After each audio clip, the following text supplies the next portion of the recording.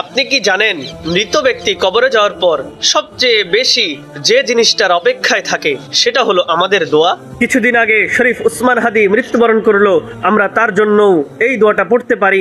আমাদের যাদের পিতামাতা, আত্মীয় স্বজন এবং প্রিয়জন মারা গিয়েছে, আমরা জীবিত হিসেবে তাদের জন্য এই দোয়াটা পড়তে পারি। রাসূল সাল্লাল্লাহু আলাইহি ওয়াসাল্লাম আমাদের শিখিয়েছেন মৃত ব্যক্তির জন্য একটি অসাধারণ দোয়া, যেই দোয়া জানাজার নামাজে পড়া হয় এবং যে কোনো সময়েও পড়া যায়। দোয়াটি হচ্ছে আল্লাহুম্মা গফির লাহু ওয়ারহামহু ওয়াআফিহি ওয়া'ফু আনহু ওয়াআকরিম নুজুলাহু ওয়াওয়াসসি' মুদখালাহু ওয়াগসিলহু বিল মা'i ওয়াত তালজি ওয়াল বারদি ওয়ানাক্কিহি মিনাল খাতায়া কামা নাক্কাইতা আত-তাওবাল আবয়াদ মিনাদ দানাসি ওয়াআবদিলহু দারান খায়রান মিন দারিহি وأهلا خيرا من أهله وزوجا خيرا من زوجه وأدخله الجنة وأعذه من عذاب القبر ومن عذاب النار।